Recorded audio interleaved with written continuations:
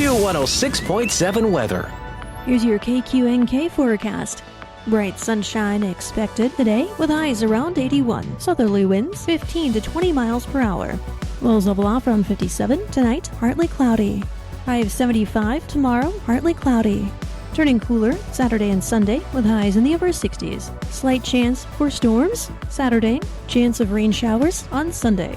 From the Weatherology Weather Center, I'm staff meteorologist Laura Lockwood.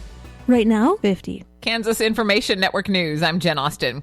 High school seniors from Great Bend earned scholarships for their impressive traffic safety presentations at the Safe Speaks competition. They created 5-minute presentations on traffic safety. Topics included distracted driving, seatbelt use, and defensive driving.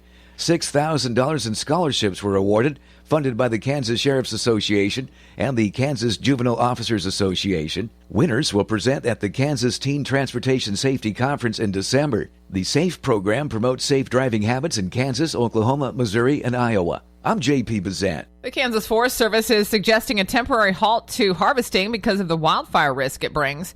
The dry conditions could let a fire get out of control quickly, and water resources that firefighters would use to fight the fires are limited. And with the first freeze, there's more dying vegetation that could burn. If farmers can't stop the harvest, they suggest extreme caution, like parking vehicles away from tall grass. This is Kansas Information Network News.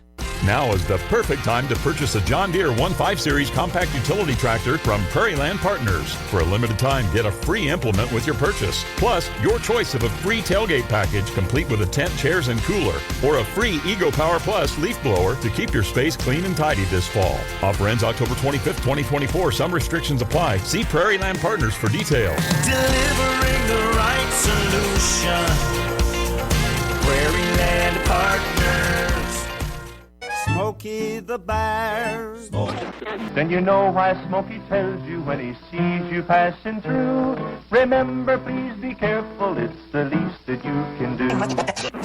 What you desire, don't play with matches, don't play with fire. After 80 years of learning his wildfire prevention tips, Smokey Bear lives within us all. Learn more at SmokeyBear.com. And remember, only you can prevent wildfires. Brought to you by the USDA Forest Service, your state forester, and the Ad Council. Good morning, I'm Natalie Hadley with your KQNK News. Brought to you by Firebolt Ag, LLC, serving all of your chemical and fertilizer needs. A Hayes man who's been accused of murder in the drug overdose death of his infant son was back in court on Tuesday asking that the charges against him be thrown out. According to court filings, 29-year-old Abraham Duran Leon of Hayes filed 5 motions in the 3 current cases he has pending in Ellis County District Court, with the most recent charge being murder following an April 2024 incident that led to the death of his son. Leon also faces drug possession, criminal damage to property, and interference charges. All 5 motions were filed pro se or on his own without a lawyer. Leon argued in his motions that his right to due process was violated because court paperwork was not filed on time. He also argued his 5th, 6th, and 8th Amendments were violated during the process, so the judge should dismiss the charges against him because he believes several of his rights have been violated. Among the complaints Leon discussed was a bond he felt was excessive, and District Court Judge Glenn Braun dismissed or ruled that all 5 filings by Leon were inappropriate. Braun called Leon a safety risk to the community and said a $500,000 bond is more than reasonable in a murder case. Leon also claimed his court-appointed attorneys had not raised the issues he did with the court, which was grounds for the charges to be dismissed. His first court-appointed attorney, Cheryl Stewart, withdrew from the case, and Leon, in his motions, claimed his most recent attorneys, Christopher Rohr and Casey Ziegler, were not adequately representing him, and he wanted them withdrawn from the case as well. He said they failed to mention the rights violations he claimed he had experienced in the case, which is grounds for dismissal. Braun told Leon the court is running out of attorneys to represent him in a murder trial, and just because he disagrees with the advice of counsel doesn't mean that he has to have a new attorney appointed to the case. Ziegler was representing Leon in the drug and criminal damage to property case, and Rohr was recently appointed to represent him in the murder case, so Braun assigned Rohr and Ziegler as co-counsels in all 3 cases. Braun also cautioned Leon not to continue to file pro se motions and instead work with his attorneys. The preliminary hearing in all 3 cases is scheduled for November 13th in front of Braun. Governor Kelly announced that applications will open on Monday, October 21st for the National Telecommunications Information and Administration Internet for All initiative. With the launch of the Broadband Equity Access and Deployment Program, the Kansas Office of Broadband Development will begin taking applications to deploy the $451.7 million allocated to bring high-speed internet to all Kansans. Governor Kelly said her administration is dedicated to making Kansas a top 10 state for broadband by 2030, and this historic investment will have a long-lasting impact across Kansas and continue to support our education, healthcare, and workforce growth. The application window will open after the 21-day project review period, allowing eligible applicants to apply for 403 project areas with 52,343 locations needing high-speed internet. Applications will be scored on their cost effectiveness, consumer affordability, fair labor practices, technology, speed to deployment, and community engagement. Eligible applicants include local governments, tribal governments, nonprofit organizations, and those authorized to provide broadband services in the proposed service areas. The project funding rounds will open on October 21st and close on December 5th. And for more information, you can visit kansascommerce.gov/Office of Broadband Development. Multiple organizations opposing and supporting medical marijuana usage in Kansas stood in front of a special committee in Topeka on Wednesday, as Kansas is one of a handful of states that have not legalized medical marijuana. The legislature has stalled it from being made onto the floor multiple times, and during the 2024 legislative session, Senate Republicans blocked the effort just before adjourning for the year. At Tuesday's special meeting, state agencies, law enforcement organizations, medical professionals, businesses, and advocacy groups stood in front of the committee and shared their connection to medical marijuana. The Kansas Association of Chiefs of Police, the Kansas Peace Officers Association, and the Kansas Sheriff's Association all opposed medical marijuana, telling the committee it would cost the state more than what it could earn. Meanwhile, Inga Selders, the executive director of the Cannabis Justice Coalition in Kansas, told the special committee on medical marijuana that the state needs to do more than legalize marijuana. She said they need to decriminalize it statewide, meaning no arrests, prison time, or criminal record for the possession of cannabis for personal consumption, and they need to expunge the records of any nonviolent cannabis offenses so that Kansans don't have a criminal record holding them back from employment and educational opportunities.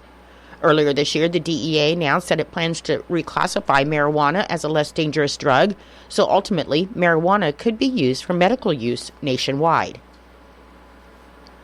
In Nebraska news, the Nebraska Supreme Court issued a ruling on Wednesday just before the November election, allowing felons to register to vote.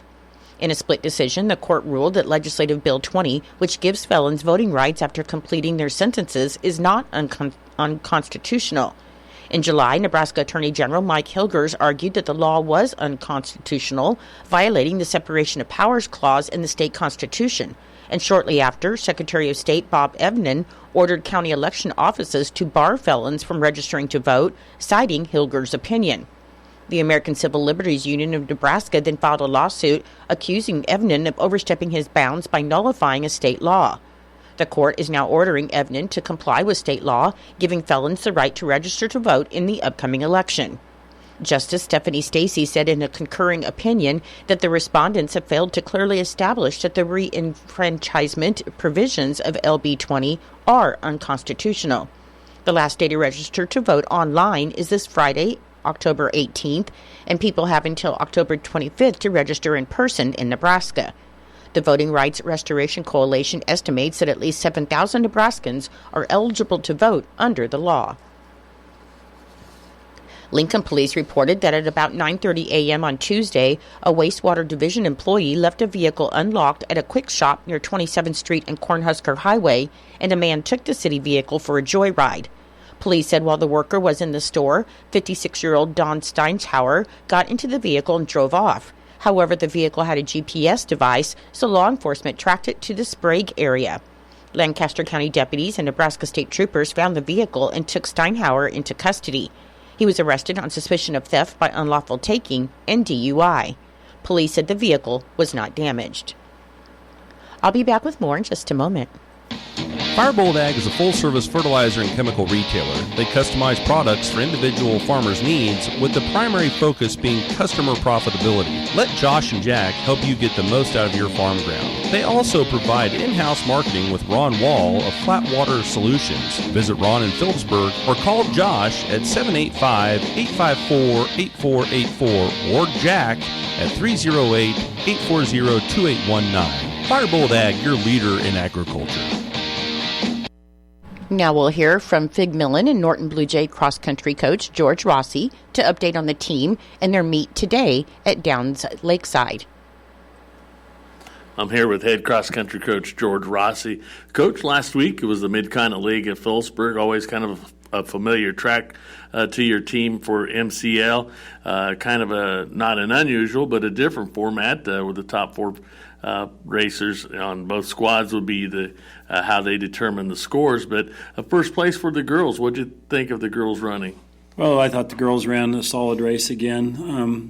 Unfortunately, when the MCL, the numbers are dwindling on the girls' side, so there weren't that many girls running, and it only ended up with two full teams. A couple teams had girls drop out of the race, and that kind of messed things up. But, again, we go out to run against good competition. Hoxie got second. They're a good team. They're ranked in their classification, and we wanted to go out and put on a good show. And some of the girls that were running, like we talked about last week with the Howland girl from Smith Center being one of the top runners in all classes of the state, and Avery Boychson from Ellis being one of the top runners in also all classes, and Emma put on a good performance with them, and they pulled away from her at the end, and Emma ended up getting third. Kaysen Miller, I thought, ran a great race. Probably bad coaching on my part. One time I told Kaysen to kind of slow down, and she said she was feeling really good and wish I wouldn't have done that. So I told her next time, don't pay any attention to me and just do it. And Kaysen ran a great race. She finished in fourth place, and Savannah Runback was 8th. Cassidy McLean was 9th. Lorelei Granberry was 14th, and Natalie Simmons was 27th. So I thought the girls, they did a good job, and we got two big races coming up for sure, and we want to be ready for those, and I think this was an important step.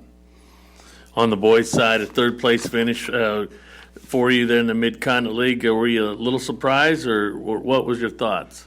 Well, I thought we'd stay closer to Hoxie, and we would have. Unfortunately, Aston had an issue in the race and wasn't able to finish. I pulled him out of the race. I thought, if with scoring four guys, we could have been a little bit closer. And then, when you pull Aston out, being probably a second placer, and you have to you have to replace that with your 5 kid, and that's 2 or 3 minutes down the line. That's a big jump in points. So, but boys got second, so I was happy for that. Overall, I thought we did some good things. Tyler Stewart ran a good, solid race, finished in 6th place. Max Carter ran a great race. He was 10th. Elvis, he did PR, and to PR on a hot day on Phillipsburg's course is crazy to me. I mean, Elvis is getting much, much better. He's doing great things. He's improving a lot. He finished 14th. Jace Bailey was 20th. Brexton Eisenhagen was 26th. Noah Neer was 31st, and Michael Urban was second in the JV race. So, our boys, they don't like when they have to go by and Ason's not competing, and it spurs them on. But, those boys pull for each other, and they support each other a lot, and Ason's feeling good this week. So I think we'll get him back at Lakeside and have a good race. Coach, now you will travel to Downs, Kansas, the Lakeside Invitational.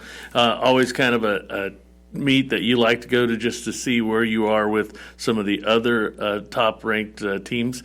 Lakeside, you always kind of have some cool weather, and Blue Jays, they run good in the cool weather. Yeah, I think might be a little warm and windy this week, but everybody has to run in the same conditions. So we've ran in some warm races now, and I think the kids will come out and perform well. On the girls' side, we're running against the number 1 ranked team in 3A with Southeast Saline. They're on a multi-year win streak. In fact, I think the last team that beat Southeast Saline was us in 2019.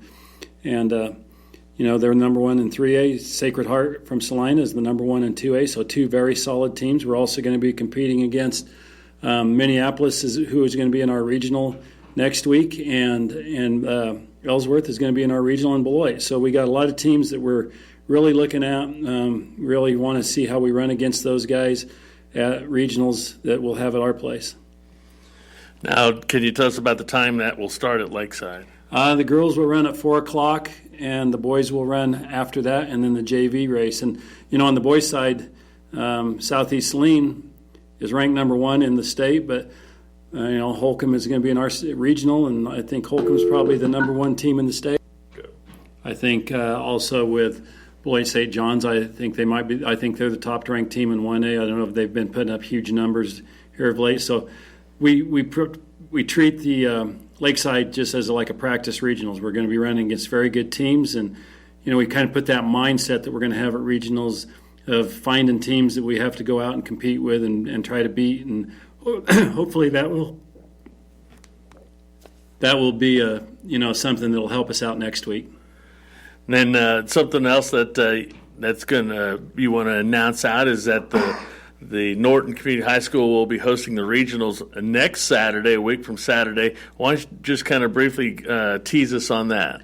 Yeah, it's going to be a great day. It's going to be a 2A and 3A regional. There's going to be a total of 30 schools at that regional. There's going to be a lot of people. We want to see a huge Blue Jay fan base out there. It's free to attend.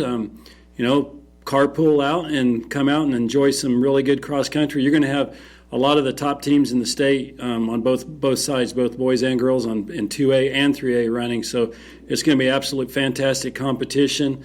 It'll all start at 10 a.m. out at the golf course on Saturday, October 26th. And like I said, I hope we have a huge crowd out there. And we'll go over that next week's interview, so we hope that you can put that on your calendar next Saturday. So, well, Coach, we wish you the best of luck when you travel down to Downs, the Lakeside Invitational. Reporting for KQNK, I'm Fig Millen. Thank you, Fig and Coach Rossi, and good luck to the Blue Jay cross-country team today at Downs at the Lakeside Invitational.